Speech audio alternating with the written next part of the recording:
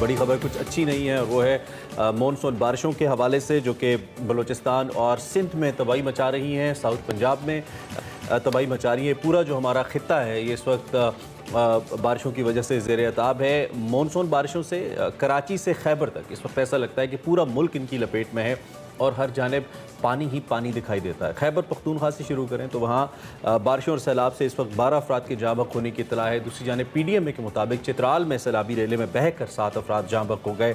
डेरा इस्माइल खान में 4 अफराद की जान चली गई। लोयल चित्राल की बात करें तो इसका एक इलाका है रंदो जहाँ पे लैंड स्लाइडिंग हुई और इससे एक मियाँ बीवी जाँ बहक हो गए। जनूबी पंजाब का जिक्र कैसे हम भूल सकते हैं, बहुत बुरी खबरें आ रही हैं। चूँकि मीडिया की बहुत हद तक रसाई नहीं है तो कम खबरें हैं, तबाही बहुत ज़्यादा है।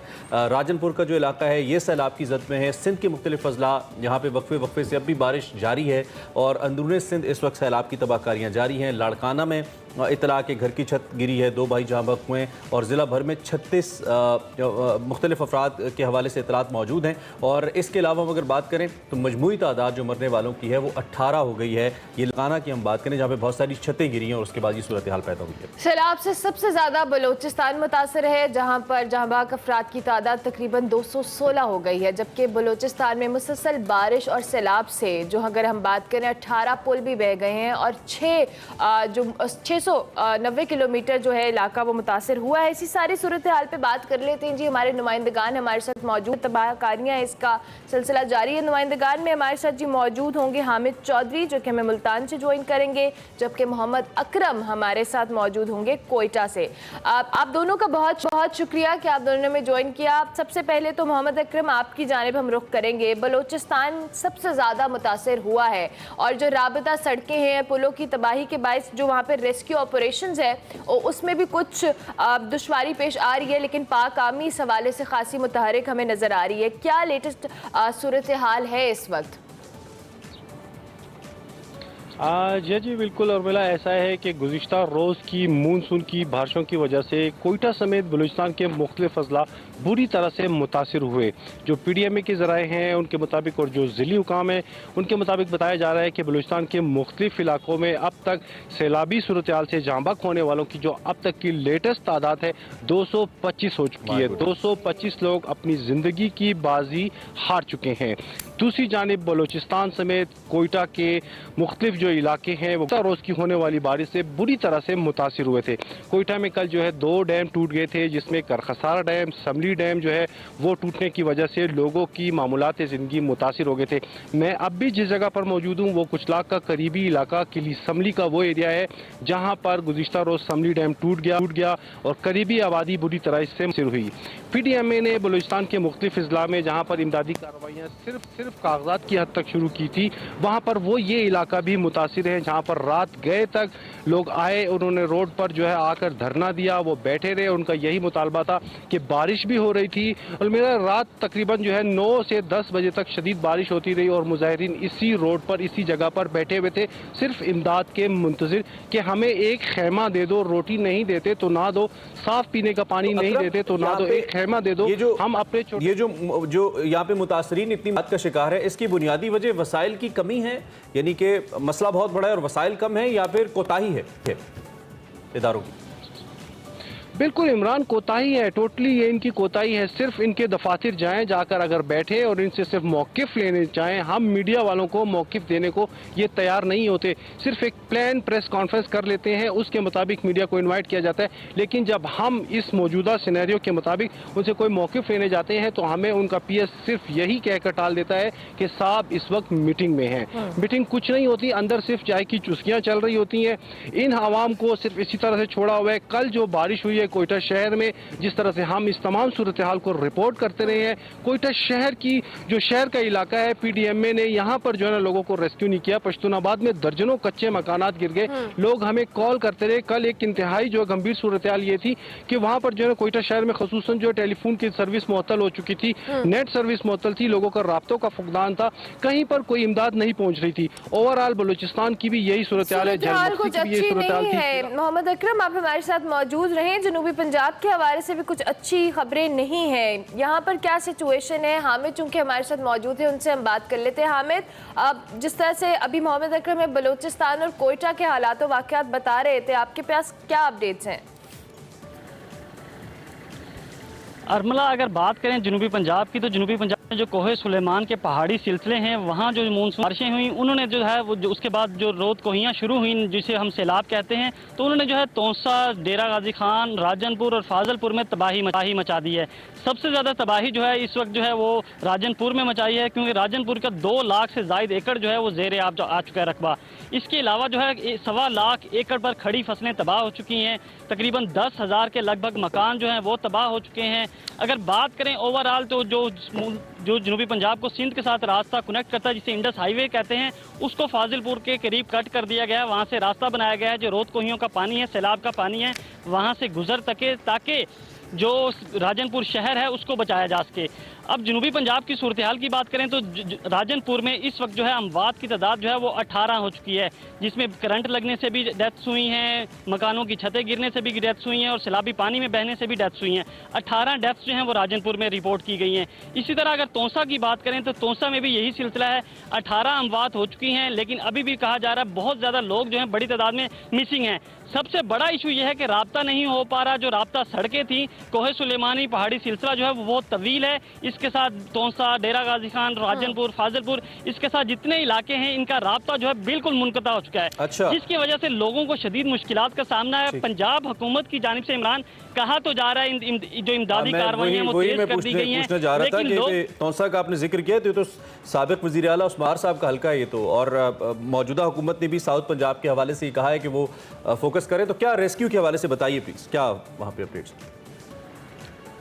जी बिल्कुल इमरान, आपने बिल्कुल ठीक कहा। साबिक वज़ीर आला पंजाब उस्मान बुज़दार भी वहाँ मौके पर मौजूद रहे। तौसा में वो फ्लड रिलीफ के जो कैंप्स थे वहाँ दौरा करते रहे, इमदादी कार्रवाइयों को देखते रहे। लेकिन असल इशू ये है कि वहाँ कोई रास्ता नहीं है प्रॉपर। जो रास्ते थे वो कट चुके हैं, क्योंकि ये पहाड़ी सिलसिला जो है इसका मट्टी वाले ये पहाड़ हैं। जब ये मट्टी नीचे बहती है बारिश के पानी के साथ, तो पत्थर भी बड़े बड़े बहना शुरू हो जाते हैं। उन पत्थरों के साथ जो है वो जो घर हैं वो सफ़े हस्ती से मिट जाते हैं। उसके बाद जो है लोग उन्हीं पत्थरों के नीचे, उन्हीं मकानों के नीचे दब गए हैं। बड़ी तादाद में लोग मिसिंग हैं। सबसे बड़ा इशू ये है कि लोग अपने प्यारों को वो नहीं राब्ता कर पा रहे, ढूंढ नहीं पा रहे। लोगों की यही दुहाई है कि जो रोद कोहियों का पानी है इसका कोई प्रॉपर प्लान किया जाए। जितना भी ये कोहे सुलेमान का पहाड़ी सिलसिला है, इसकी रोद कोहियां जो जिसे हम सैलाब कहते हैं, रोद कोहियों की सूरत में ये आता है, वो लोगों को नुकसान पहुंचाता है। घर जो है वो सफ़े हस्ती से मिट जाते हैं। अभी तक जनूबी पंजाब में 36 जो है अमवात रिपोर्ट की जा चुकी हैं। इसके बाद जो बड़ा खतरा है वो दरिया सिंध का है, क्योंकि दरिया सिंध में आज और या कल बताया जा रहा है 8.5 लाख क्यूसिक पानी का रेला गुजरना है, उससे भी तबाही मचेगी। लेकिन अभी तक जो है ये रोद कोहियों के पानी से इमदादी कार्रवाइयां मुकम्मल नहीं हो सकी, तो उसके बाद दरिया सिंध भी तैयार है, दरिया सिंध भी बिखरा हुआ है। ठीक है हामिद, ऑब्वियसली आप जिस तरह से रिपोर्ट कर रहे हैं, बड़ी अफसोसनाक सूरत हाल है कि अभी जो मामला सैलाब वाले पानी का है, उसके बाद दरिया सिंध में भी जिस तरह से आप रिपोर्ट करें, अल्लाह रहम करे और कुछ ऐसा आफत ना आए। साथ साथ मोहम्मद अकरम, चूँकि आप हमारे साथ मौजूद हैं, बलूचिस्तान की जहां हम बात करें वहाँ पे जिस तरह से तबाही मची, उसके बाद लोगों को खैमों में मुंतकिल किया गया या शेल्टर, जो भी जिस तरह से भी उनको रेस्क्यू किया गया, उसके बाद इस तरह की सिचुएशन में बहुत सारे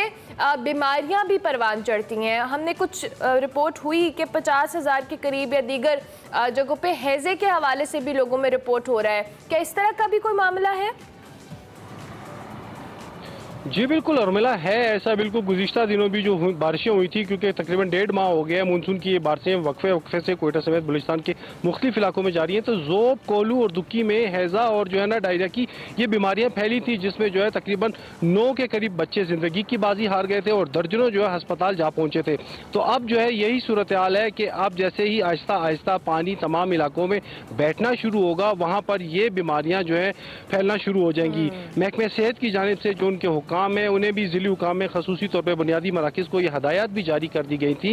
एक अलर्ट भी जारी किया गया था, जिसके मुताबिक बताया गया था कि जिन जिन इलाकों में जो सैलाब मुतासरीन है, वहाँ पर इमदादी कार्रवाइयाँ शुरू करने के साथ साथ हेल्थ की तमाम बुनियादी सहूलियात भी फराम की जाएँ। लेकिन हमें जो रिपोर्ट हो रहा है, जो वहाँ के हमारे नुमाइंदागान हैं जो हमारे साथ वहाँ पर जो राब्ते में, उनका यही कहना है कि यहाँ पर उनको बुनियादी सेहत के जो सहूलियात भी फराम नहीं की जा रही। अब तो मेन मसला जो है इस पानी के बैठने के बाद शुरू होगा, जहाँ पर कुदरती आफात शुरू हो जाएंगी, खसूसी तौर पर ये वबाई अमराज फैलेंगे जिसमें हैज़ा, डायरिया और दीगर जिल्द की बीमारियां हैं, क्योंकि जानवर भी इसमें काफ़ी बह चुके हैं। इंसानी जानें जो हैं अभी भी कई लोग अपने प्यारों से जो है ना अभी भी दूर हैं, उन्हें ढूंढ रहे हैं मुख्तलिफ सैलाबी रेलों में, नालों में, गुजरगाहों में, नशेबी इलाकों में, वहाँ पर अब भी उनका पता नहीं है। दूसरी जानिब लोग यही हमसे रब्ता करते हुए कहते हैं कि खुदारा ये भी बता दें कि वज़ीर आज़म ने कल वज़ीर आला से रब्ता किया था और बेनज़ीर इनकम सपोर्ट के तहत जो रकूम मिलती हैं उसके बारे में भी इस्तफसार किया था, और उसके साथ वज़ीर आज़म ने 25,000 रुपये कैश का भी ऐलान किया है। खबर भी नज़र से गुजरी जो मुतासरीन है वहाँ पे। क्या ये पैसे मिलना शुरू हुए हैं, कोई मैकेनिज्म बना है,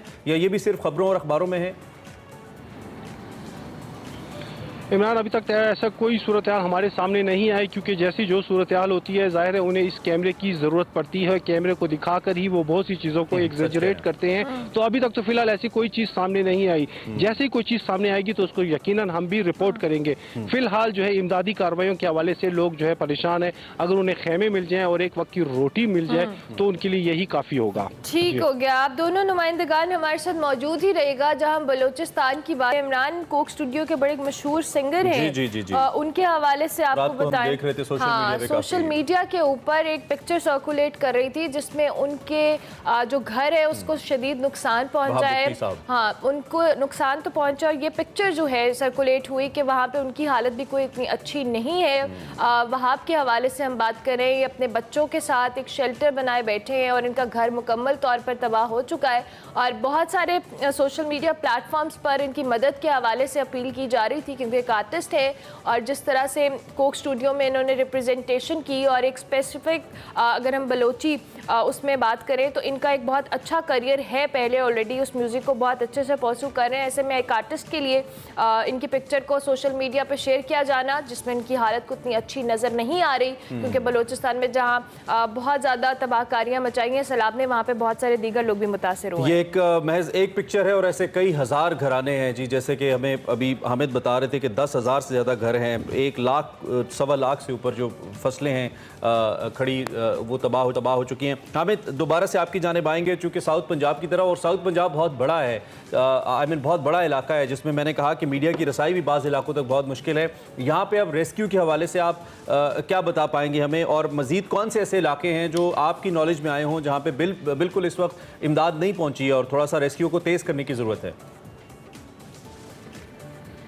जी बिल्कुल इमरान, अगर डेरा गाजी खान की बात करें तो डेरा गाजी खान में हंगामी सूरत हाल का ऐलान कर दिया गया है। वहाँ की यूनिवर्सिटी, कॉलेजेस और स्कूल को जो है वो फ्लड रिलीफ कैंप डिक्लेयर कर दिया गया है। इसी तरह जो है राजनपुर में भी फ्लड रिलीफ कैंप लगाए गए हैं, लेकिन लोगों की तादाद इतनी ज़्यादा है कि तमाम लोगों तक इमदादी कार्रवाइयाँ नहीं पहुँच सकी।